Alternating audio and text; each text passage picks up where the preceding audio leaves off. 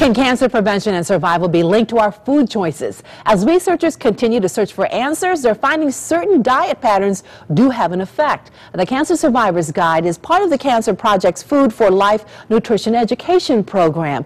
And Jane Sargnano, a cooking instructor for the Cancer Project, is here with us. Welcome, Jane. Thank you. First of all, let's talk about what is the Cancer Project? It's a nonprofit organization in Washington, D.C. They're dedicated toward teaching people about the prevention and survival of cancer and teaching everybody about healthy eating.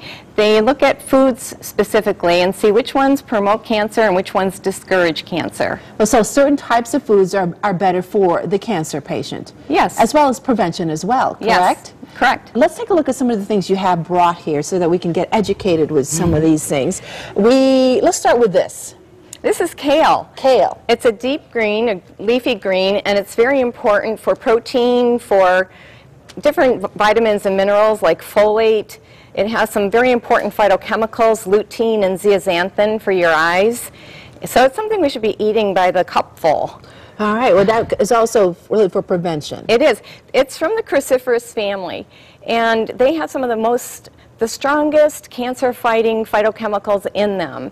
So they can actually stop cancer cell growth in its tracks. And it also converts unhealthy hormones in your body to healthy hormones. Amazing chemical reactions from foods. Oh, my goodness. All right, but the one thing I really want to talk about here is that the major superfood is the orange. Yes. The orange, 170 phytochemicals, 58 anti-cancer phytochemicals. So, you know, we could do a little poster about every one of these foods and every single food in the supermarket in the produce section because they're all superfoods in their own way. So it's really all about choosing foods that are colorful? Mm-hmm.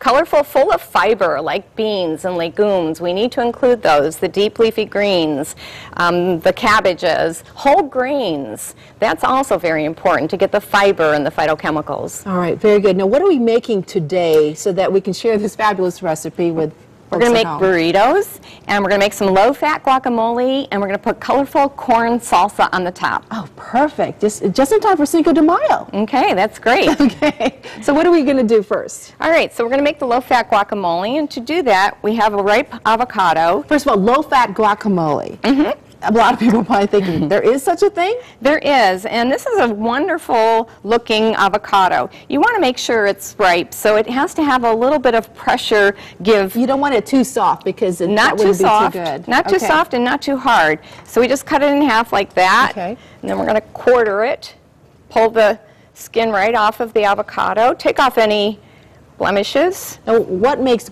the avocado a good cancer-fighting food? It has lutein, and it has some vitamin E, it has fiber, and it gives you some taste. You have to have your food tasty, or you're not going to want to eat it. So that's an important thing with those healthy fats. It makes it very tasty. So if you're on a high-fiber food plan, this would be a good thing to eat? Yes, it would be. And it can be such a good part of this recipe because we're going to be adding some peas, and that's what's going to reduce the fat content and add fiber. About a cup? It's about a cup. Mm-hmm. And we blanched those peas. Okay. So that means that we boiled some water, and then we threw the peas in there, and for 2 minutes just let them sit. And then quickly put cold water on it so they stop cooking, keep them in a colander, and then they're just ready to go.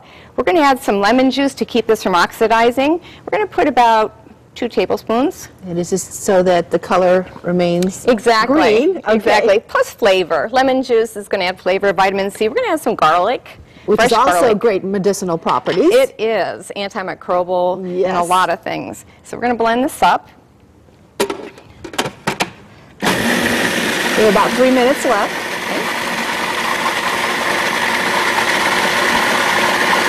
You want it smooth, right? We want it smooth, but not completely smooth. Let's take a look there. And we're going to add a little bit of salt, 1/4 of a teaspoon.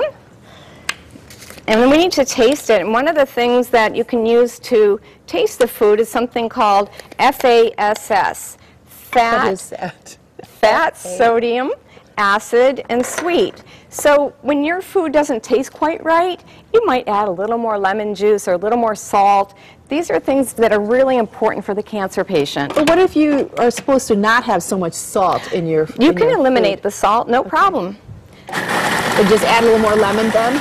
Absolutely. Okay.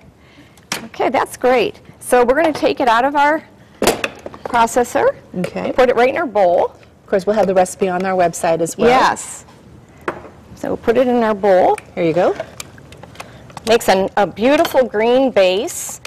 And if you don't tell people, somebody might not even know that you have peas in there with all that added fiber that will... I bet not. I bet you wouldn't even really notice.